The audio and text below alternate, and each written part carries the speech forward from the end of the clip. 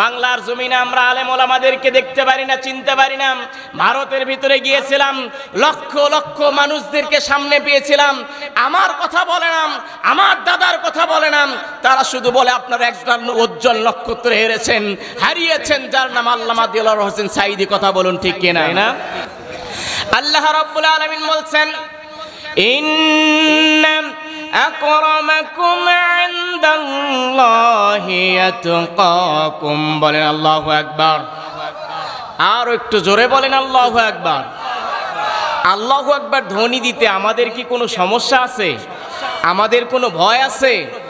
সুপ্রিয় বাংলার তৌহিদি জনতা, জয়পুরহাটের মুসলমান, আল্লাহু আকবার ধ্বনির মাধ্যমে সূর্য পূর্ব আকাশে উদিত হয়। আল্লাহু আকবার ধ্বনির মাধ্যমে মুয়াজ্জিন সাহেব সূর্য ডুবে দেয়। আল্লাহু আকবার ধ্বনির মাধ্যমে বদরের প্রান্তরে 1000 বাহিনীদেরকে 313 জন মর্দে মুজাহিদ এই ধ্বনির মাধ্যমে ইসলামের বিজয় এনেছেন। বলেন আল্লাহু আকবার। শুধু তাই নয়, কারবালার ময়দানে হাসান এবং হুসাইন এই আল্লাহু আকবার ধ্বনির মাধ্যমে ইসলামের বিজয় পতাকা পথ করে উড়িয়েছেন।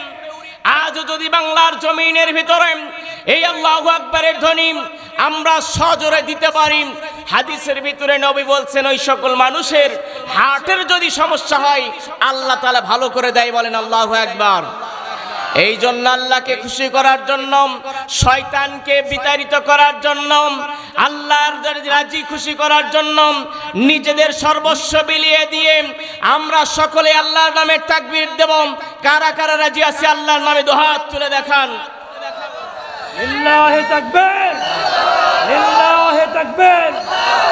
দিন ইসলাম, দিন ইসলাম, লিল্লাহি তাকবীর। আল্লাহ তাআলা কবুল করুন, সকলে বলি আমিন। মন খারাপ করলেন, মন বেজার হইলেন, সংক্ষিপ্ত সময় আপনাদের মাঝে এই যে আপনাদের কৃতি সন্তান মাওলানা আইয়ুব আলী আনসারী সাহেব, মানুষটা দেখতে ছোট্ট হলেও আল্লাহ তাআলা কোরআনের ময়দানে সারা বিশ্বময় কবুল করেছে। বলেন আলহামদুলিল্লাহ। বলেন তো তিনি ভারতে গিয়েছেন নাকি যান নাই? আমার প্রিয় ভাইয়েরা, তার ডাকে সাড়া দিয়ে আজকে যারা এখানে এসেছে, আপনারা হয়তো ভাবতেছেন যে ছোট্ট ছোট্ট এখানে মানুষ এসেছে।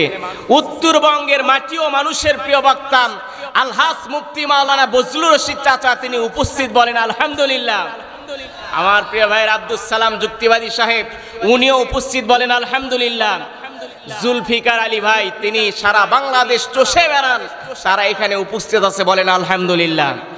আমার প্রিয় ভাইয়েরা, আমি সংক্ষিপ্ত সময় পেয়েছি, যেহেতু কোরআনের তাফসীর আমি আপনাদের মাঝে মহাগ্রন্থের মহাবিশ্বয়াল কোরআনুল কারীমের সূরা বাকারার 152 নম্বর আয়াত থেকে আমি তেলাওয়াত করেছি, যেখানে আল্লাহ রাব্বুল আলামিন বলছেন, অতঃপর তোমরা যদি উযকুরুনি, আল্লাহকে যদি তোমরা স্মরণ করো, আযকুরুকুম, আমি আল্লাহ তোমাদেরকে স্মরণ করব। বলেন সুবহানাল্লাহ।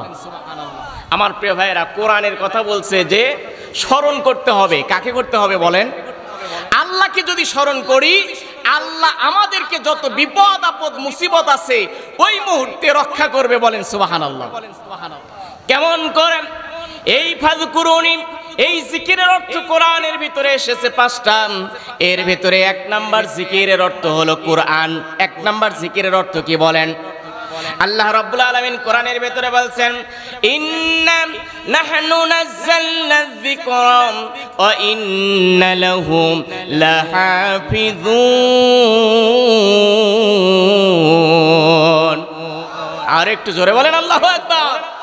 পৃথিবীর মানুষেরা যদি তোমরা নাহনু নাযালনা যিকরা, আমি যে কোরআন যে কিতাব দিয়েছি এই কিতাব দিয়ে যদি তোমরা জীবন পরিচালনা করো, সংসদ ভবন থেকে, রাষ্ট্র ভবন থেকে, এবং পারিবারিক জীবন বলেন, সামাজিক জীবন বলেন, অর্থনৈতিক জীবন বলেন, কোন মানুষেরা যদি এই কোরআন দিয়ে জীবন পরিচালনা করে ওই সকল মানুষেরা শান্তি আর শান্তিতে থাকবে। বলেন সুবহানাল্লাহ। কোরআনের সাথে যাদের সম্পর্ক ছিল তারাই আজকে আমির হামজা হয়েছে। কোরআনের সাথে যারা সম্পর্ক ছিল তারাই আজকে মিজানুর রহমান আজহারি হয়েছে। কোরআনের সাথে যাদের সম্পর্ক ছিল তারাই আজকে আল্লামা দিলওয়ার হোসেন সাঈদী হয়ে বাংলার জমিন থেকে বিদায় নিয়েছে। কথা বলুন ঠিক কিনা? আমার প্রিয় ভাইয়েরা, বাংলার জমিনে আমরা আলেম ওলামাদেরকে দেখতে পারি না, চিনতে পারি না। ভারতের ভিতরে গিয়েছিলাম, লক্ষ লক্ষ মানুষদেরকে সামনে পেয়েছিলাম। আমার কথা বলে না, আমার দাদার কথা বলে না, তারা শুধু বলে আপনারা একটা উজ্জ্বল নক্ষত্র হারিয়েছেন যার নাম আল্লামা দিলওয়ার হোসেন সাঈদী। কথা বলুন ঠিক কিনা? আর কোরআনের সাথে যাদের সম্পর্ক নাই, হাট্টিমাটিম টিম নিয়ে যারা ব্যস্ত থাকে, আজকে তারাই দেশ থেকে শুরু করে বেগম পাড়ায় তারা ঘর তৈরি করে। কথা বলুন ঠিক কিনা? আজকে বেনজির থেকে শুরু করে, আজকে আজিজ থেকে শুরু করে যারাই আছে, তারাই বড় বড় অট্টালিকা তৈরি করে। বাংলার জমিনের ভিতরে ঠাঁই হয় না, জমিন থেকে বিদেশে পালিয়ে যেতে হয়। কথা বলুন ঠিক কিনা? এই জন্য আল্লাহ বলছেন, কোরআনের সাথে যদি তোমরা সম্পর্ক করো, আমি তোমাদেরকে এই দুনিয়ার ভিতরে শ্রেষ্ঠত্ব অর্জন করে জান্নাতের ফুল বাগিচায় দিয়ে দেব। বলেন সুবহানাল্লাহ। কেমন করে 2 মিনিটের ভিতরে বলে বিদায় নিয়ে নেব। হযরত ইউসুফ আলাইহিস সালাম যখন তাকে জুলাইখা পাওয়ার জন্য যখন ইউসুফ আলাইহিস সালামের পিছে পিছে লাগলো, এই জুলাইখা ইউসুফ আলাইহিস সালামকে পাওয়ার জন্য ওই 12টা তালা বিশিষ্ট ঘরের ভিতরে তুললাম। এই তালা বিশিষ্ট ঘরের ভিতরে ঢুকায়াম, পিছন থেকে যখন তার জামাটা টেনে ধরেছেন, ওই জামাটা টান দেওয়ার সঙ্গে সঙ্গে তখন ওই জামাটা ছিঁড়ে গিয়ে নিজেই ওই জুলাইখা নিজের জামাটা ছিঁড়ে ফেলেছেন।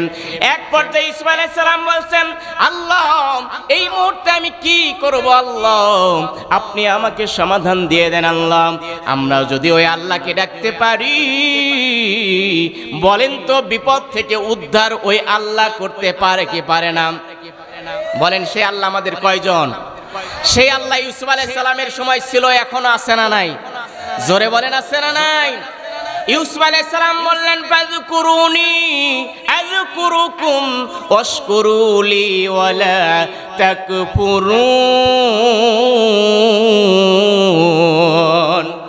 ইউসুফ রে, তুমি আমাকে স্মরণ করেছো, এই মুহূর্তে সামনের দিকে চলে যাও, 12টা তালা খুলে দিব। বলেন আল্লাহু আকবার। যাদের হৃদয়ে আছে আল্লাহর ভয়, তারা কবু পথ ভুলে যায় না। আল্লাহর প্রেম ছাড়া এই দুনিয়ায় কারো কাছে কোনো কিছু চায় না। রাতের আধারে যারা সেজদাতে রয়, দু চোখের শ্রুতে নদী যেন বয়। ছলনার হাত ছানি যত আসুক, পিছনে ফিরেও তাকায় না।